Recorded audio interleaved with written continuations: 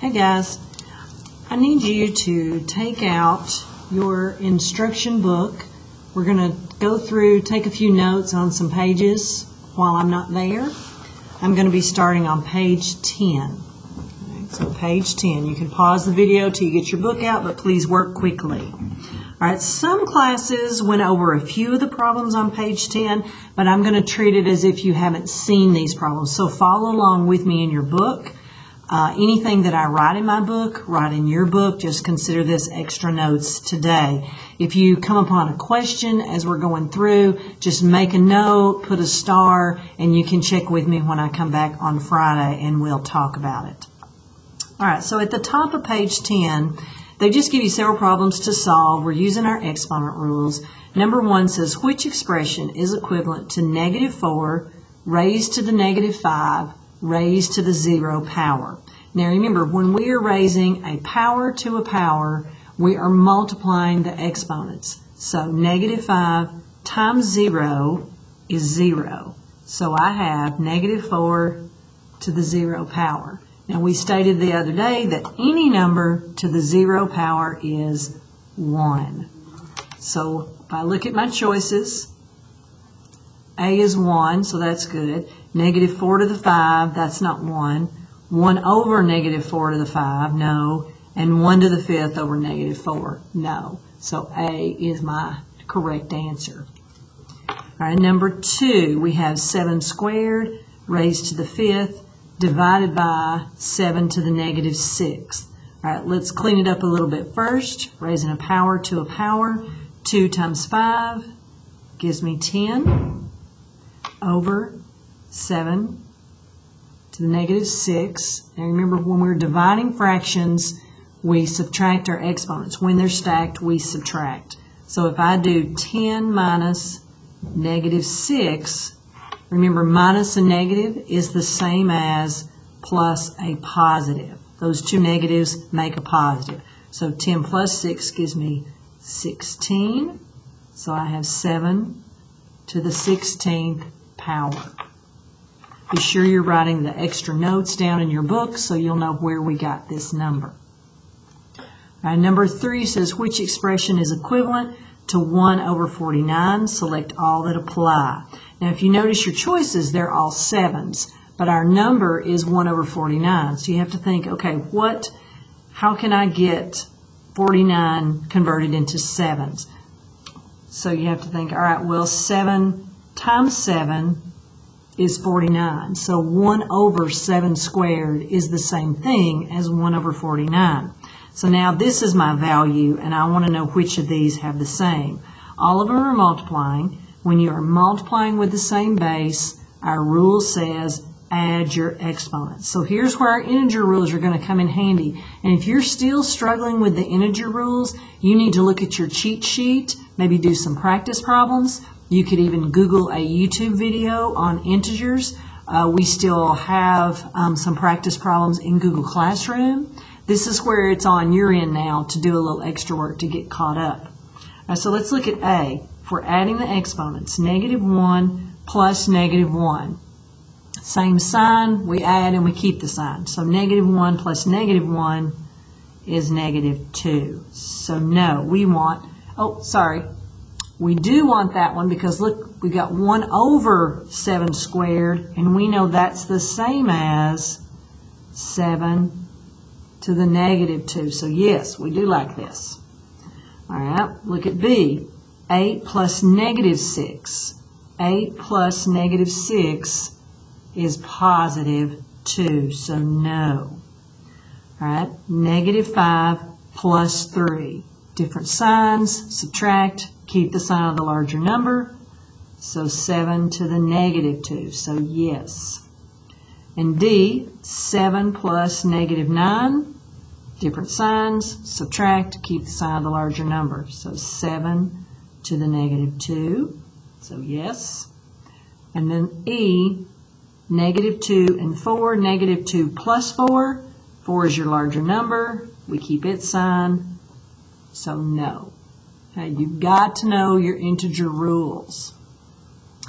Number 4, it says write 16 to the 8th as a power with a base of 4. All right, so if you're still struggling with this, we had one of these on our classwork the other day. Stretch out the problem to see what it really looks like. So I need 8 16s. So 1, 2, 3, 4, 5, 6, 7, 8.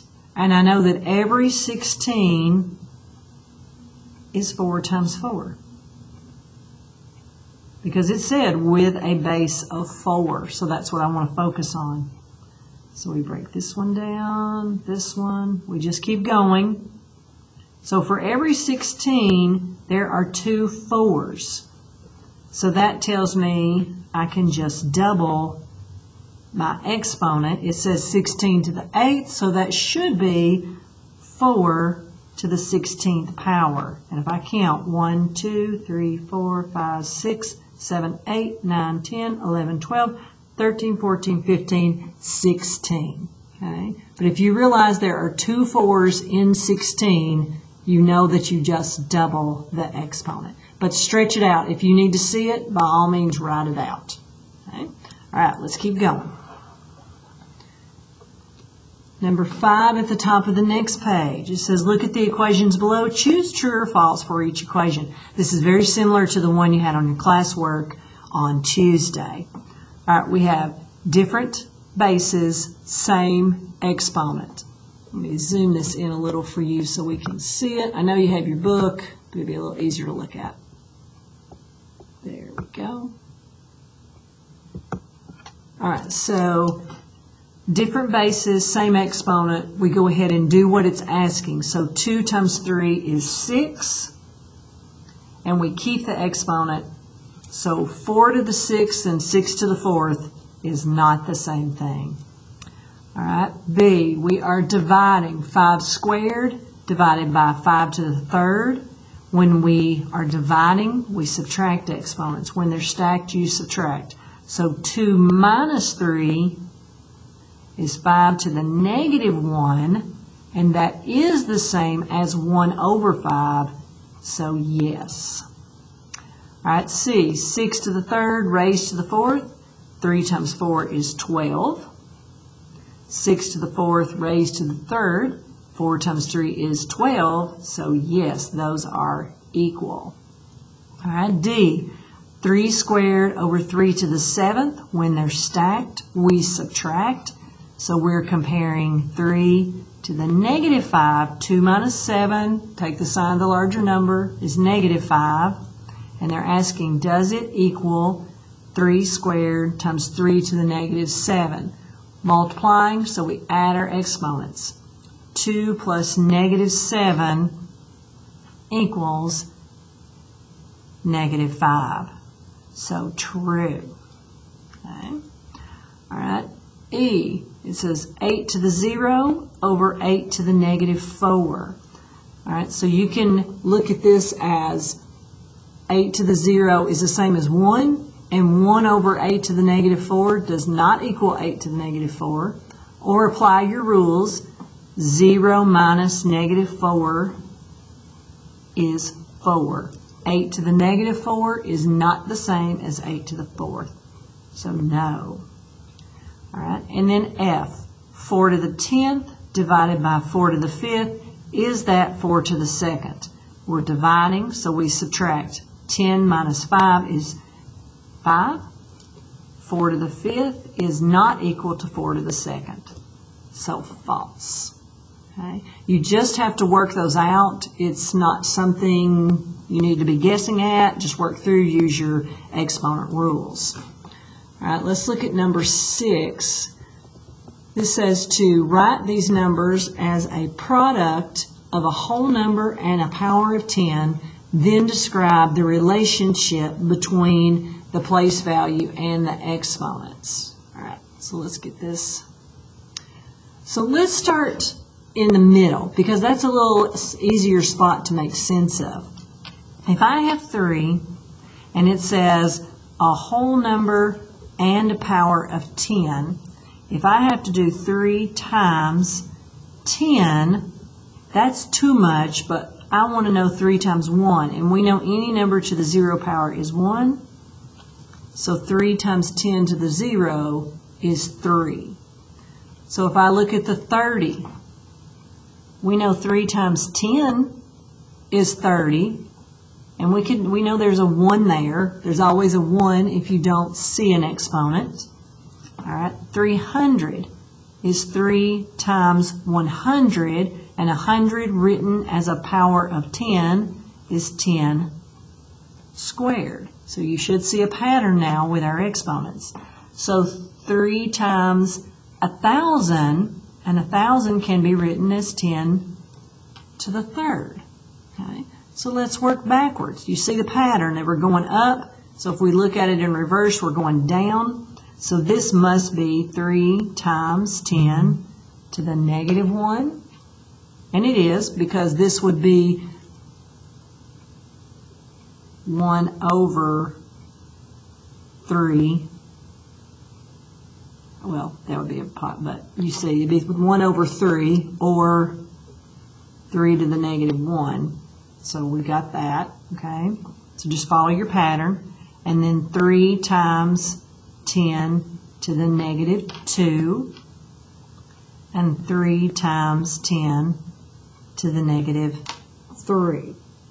Okay? All right, and so if you look at your pattern, you can see what's going on here. We're just going down by 1s every time. And I'd rather you follow your pattern than even worry about what this is. But we do know that when you have a negative exponent, you have a decimal. It means you have a fraction. That's what I was trying to show you. But if you look at your pattern, we're just dealing with place value. So it says describe the relationship between place value and exponents. So we could even just sum it up and just say, for every 0 to the right of the number,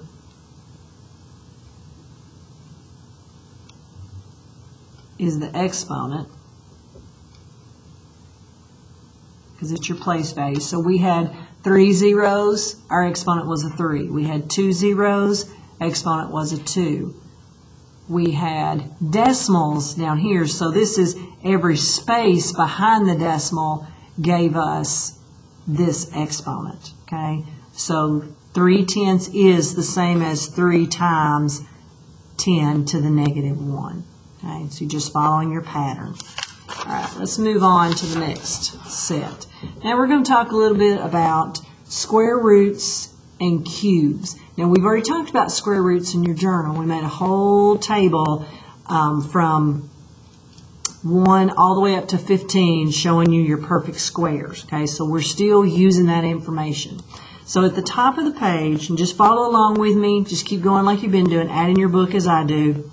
And make any marks if you don't understand something so we can come back to it. It says the length of each side of a square measures S inches long. The area of the square is 49 inches squared. What is the length of one side? Now this was like your bonus problem when we had our square root quiz.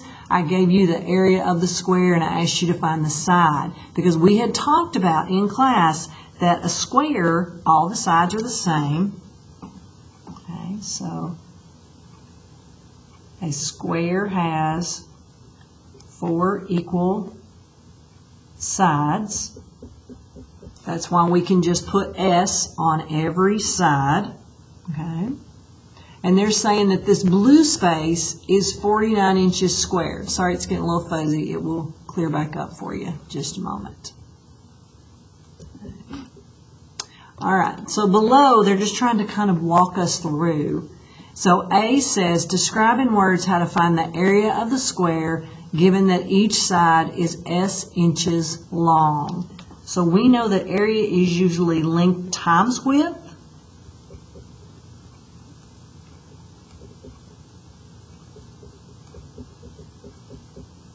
Because it's a square, we can say side times side. All right, well, B says write a multiplication expression using the variable S to represent the area of a square.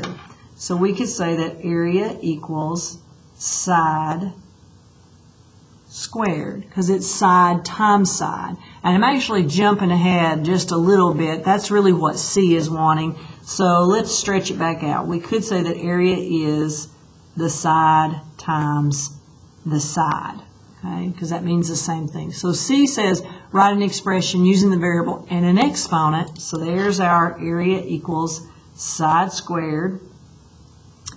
D says write an equation setting your expression equal to the area of the square. Well, we really just did that, so we're going to kind of just point here. We're so smart, we're combining problems. And then E says consider the factors of 49 and explain what the two sides of the equation have in common when you write each as the product of two factors. So if we just look at what's the square root of 49, what's the only number that multiplied times itself gives you 49. The only thing those sides could measure, and that would be 7. So it's because 7 times 7 is 49. So each side would measure 7. Okay. All right, now on the next page, there's the chart again that you have in your journal. We have that 1 squared all the way through 15 squared. If you've forgotten those, you might want to look back at them because even though we were done with the quiz, you still have to have those memorized. That's not a portion that we are able to use a calculator on. Okay. All right, so if we look down here, you've got highlighters on your table, so you might want to grab a highlighter. And let's just look at a few things. It says the inverse, which means opposite, of finding the square root. The opposite of finding a square root is squaring, okay? So if you look at the table, 3 squared is 9, but if I said find the square root of 9, it would be 3. Those two things work together, just like the opposite of multiplying is dividing. The opposite of subtracting is adding. That's the way square and square roots work. Okay? Then it tells you a square root is a number, is any number that you multiply by itself to get your original number. Okay? That's where those are coming from on the chart. Okay? So here they're just walking you through that process, saying, okay, well, if the side squared equals 49, and they give you a plus or minus because think about 7 times 7 is 49, but so is negative 7 times negative 7. So that's why they put a plus or a minus, because there's two possible answers, but we're talking measurement, and measurement, a distance can never be negative. So that's why we're only interested in the positive answer, which would be 7. Okay. All right, then down at the bottom it says to reflect what is the difference between dividing 16 by 2 and finding the square root of 16. Well, when we're dividing 16 by 2, we're finding half of the number.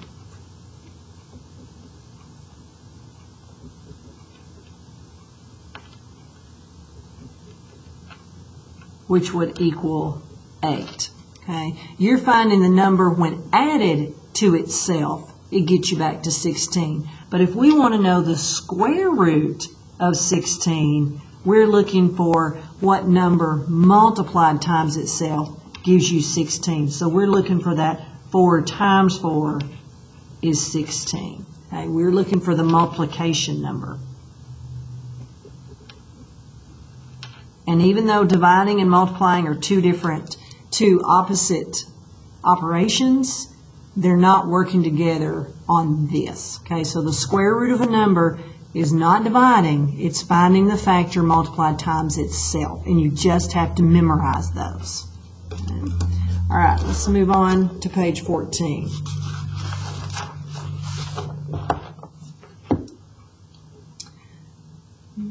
All right, on 14, they give you a cube at the top. It says each edge of the cube measures a feet long. The volume of the cube is 125 feet cubed. what is the measure of each edge of the cube? Now you got to think about volume, how we find volume. And they tell you down here below that the volume of the cube is the product of its length times width times height. Okay, so we're talking about what fits inside. And they told you that the volume was 125. So something cubed is 125. Because if it's a cube, it's made up of squares, so every side will measure the same. So some number times itself gives you the 125. So if I'm looking for what number cubed is 125, I'm basically looking for the cubed root of 125. And we also talked about those in our journal. I gave you, this was one of those that you were supposed to memorize. All right. Well, let's look on the next page. They walk us through finding that number. Show you how it works. So number 2 says complete the prime factorization of 125. Sorry, it's blurry. Just give it a minute. So 25, they've broken it down. They said, okay, something times 25 is 125, and that would be 5. And then 25 is 5 times 5. So that's our prime factorization. It says write 125 as the product of 3 factors and as a power of base 5. So we would have 5 to the 3rd power.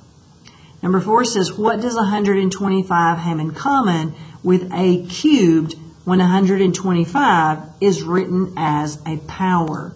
You're finding the square root, basically, this 5, the cubed root of 125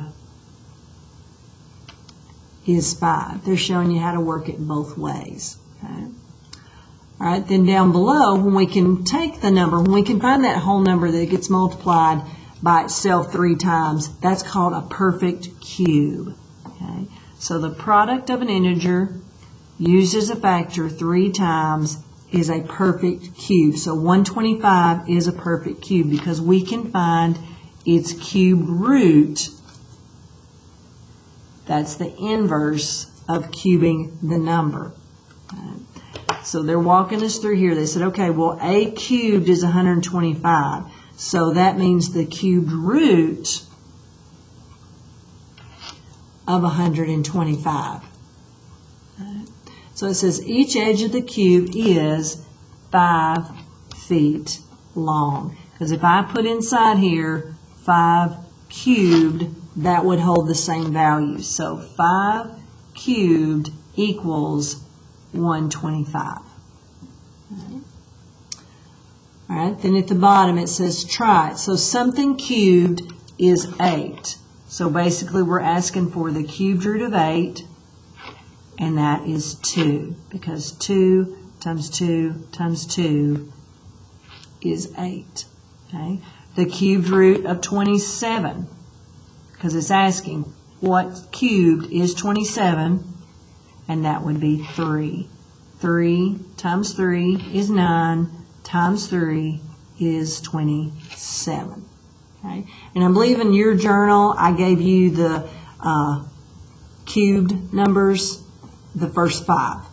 Okay? I think we did 2 cubed, 3 cubed, 4 cubed, 5 cubed. You know what 1 cubed is? That's just 1. So I don't think we bothered to write it down. All right, let's keep going. You're doing great. All right, on page 16. Using what we know here, we've got to solve some word problems. At the top it says that the city park is a square piece of land with an area of 10,000 square yards. What is the length of the fence that encloses the park? Now, so they're not asking for just one side of the park. We got to know the fence, because it says the fence runs along the outside edge of the park. So they're going to walk us through this. At the bottom it says to find the perimeter, because that's what we want. The length of the fence is the perimeter. That tells me I'm not just looking for one side, I'm looking for all 4. It says let F be the length of one side of the square. So we know that the area is 10,000 square yards, that's what it told us. And we know that fence squared is going to be 10,000. So the area equals the length of one side squared, F for the side that we're going to put the fence on. All right, well, let's work through it. Look on the next page.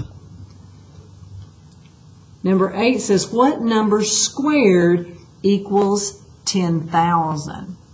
Okay, so if we do 100 times 100, we would have 10,000. Okay, so it says look at the solve it on the previous page and solve the equation for F. So the something squared is 10,000. Well, that's 100 squared equals 10,000. We just found that number. Okay, so it says what is the length of each side of the park? 100. And I think they're doing in yards. So 100 yards would be the length of one side.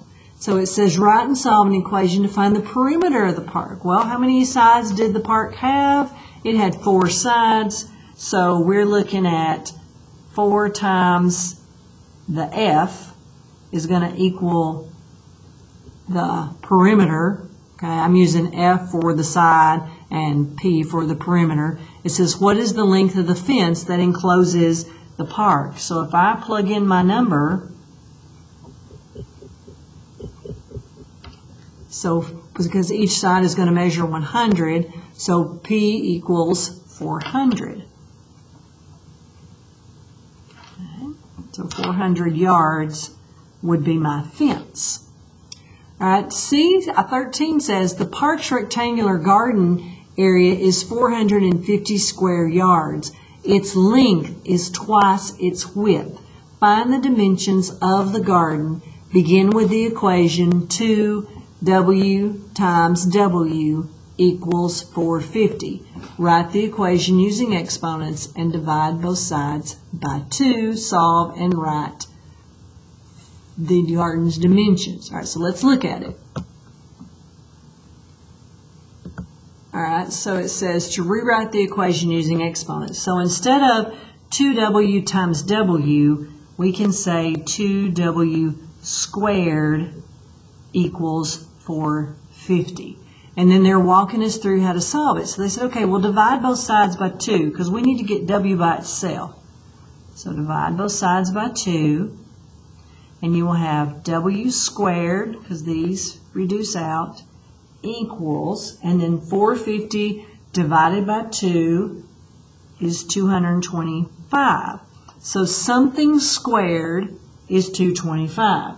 That's one of our perfect squares. We said that 15 times 15 is 225. So if we take the square root, we'll find out the width is 15 yards. And if we look back, it says its length is twice its width.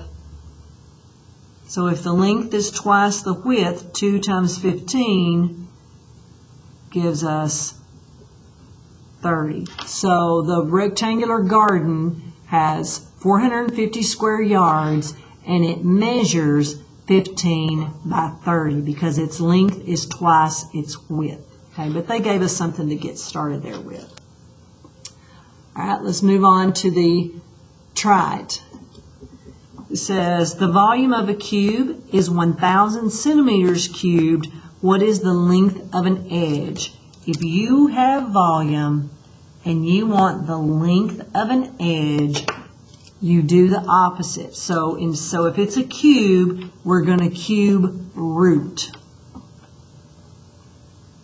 because we're working backwards. We've got the volume. We want to know the edge. So if I look for the cubed root of 1,000,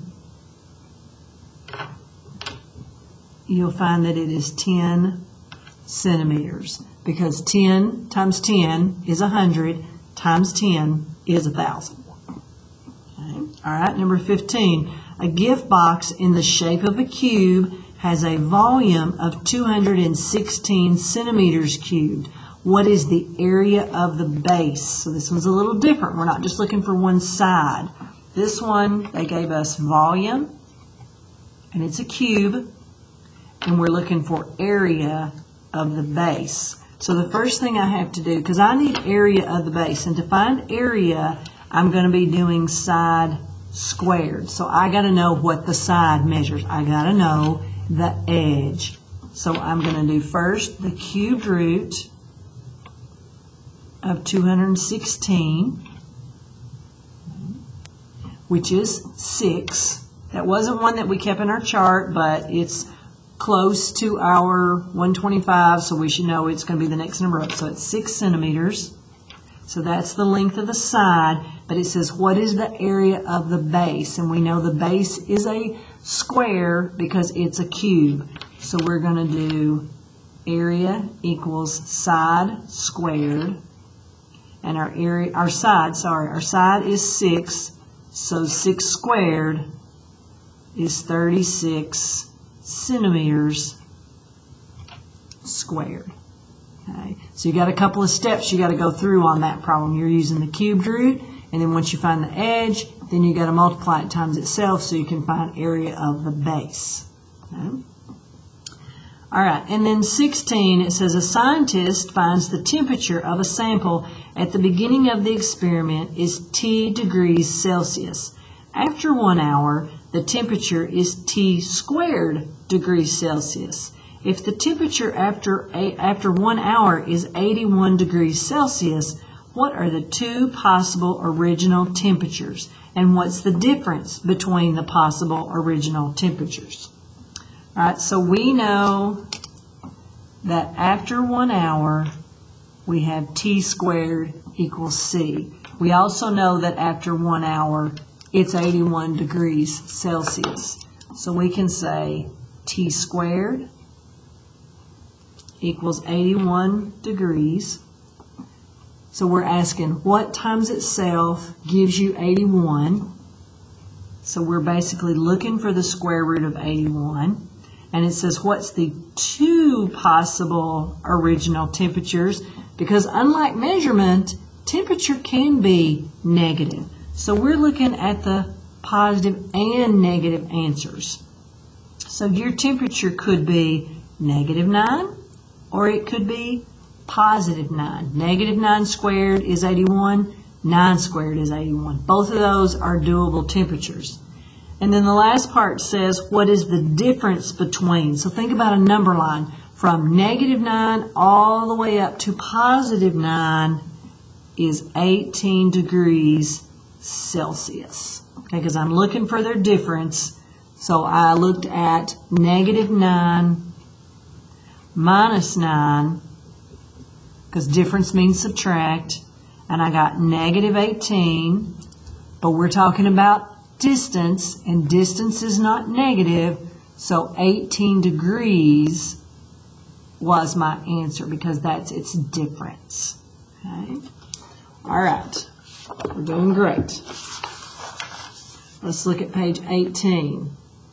At the top, let's just look at this problem they give you. It says the distance in feet that a freely falling dropped object falls in t seconds is given by the equation d/16, d for distance, equals time squared. How long does it take a dropped object to fall 64 feet? So they're going through the process here. They tell you, all right, 64 feet was our distance, so they substituted it in, okay, and got 64. 64 divided by 16 is 4. And they said, okay, that equals t squared. Something squared gives you 4, so we want the square root of 4, which is 2. So the object takes 2 seconds to fall 64 feet. And I only wanted the positive answer because time is not a negative thing. We can't go backwards in time. Okay. All right, so let's look at number 17. It says the area of the top face of a cube is 9 square meters. What is the volume of the cube? All right, well, let's try to just draw a cube. And when you draw a cube, draw a square, okay, and then you slant, connect, okay, and then do down the back, but not as long as the front, and then slant. That's pretty close. Even if your drawing's not perfect, you know you're drawing a cube. All right, so it says the area of the top face of a cube is 9 square meters. So this blue, the lid basically of the cube, okay, is what we're looking at, is 9 square meters. So that's its area. Well, if I want to find volume, we know volume is length times width times height, or because it's a cube, its volume equals side cube. So I need to know what the side measures. I found area by doing side times side, okay? So 9 equaled the side squared. So we want to know what squared gave you 9. Well, to work backwards, you would take the square root, and the square root of 9 is 3. So 3 is what that side measures, okay? And then we just take it over and plug it in. And we now know what the side is, so if volume is side cubed, plug it in. So 3 cubed. So we're looking at 3 times 3 times 3. So our volume would be 27 square, oh sorry, not square, sorry, 27 meters cubed. Cubed because we're doing volume. Area is squared, volume is cubed. Okay. All right, let's keep going. Let's look at number 18 on the next page. And anytime you have problems like that, if you'll do a drawing, that will always help you. Even if you're not a great artist, just getting a visual of it will help. All right, so let's look at 18.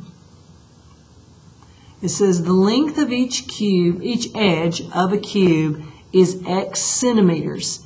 If x is an integer, why can't the volume of a cube equal 15 centimeters cubed? All right, so think about it. If you have a cube, and they said the length of an edge of a cube is x. If x is an integer, remember we said integers are whole numbers and their opposites. We're doing measurements, so we don't want the opposites. We just want whole numbers. It said, why can't the volume of a cube equal 15 centimeters cubed? So why can't you have something cubed equal 15? So think about it. We know some of our numbers. We know that 2 cubed is 8. 3 cubed is 27. Is there a number between 2 and 3? Not a whole number, not an integer. So there's not a number times itself 3 times that gives you 15. Okay? So there is not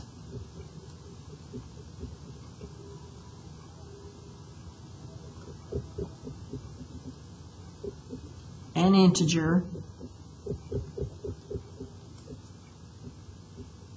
between 2 and 3 so 15 is not a perfect cube. We could find a decimal number, we could get close, but we can't find a whole number. Okay. All right, now I'm going to stop here on your video. I want you to go ahead and finish up whatever you need there, get your notes, make sure you got everything highlighted, marked like I did, mark anything that you had questions on, and then I want you to begin on your homework, okay, that is listed on the board. Thanks, guys. See you tomorrow.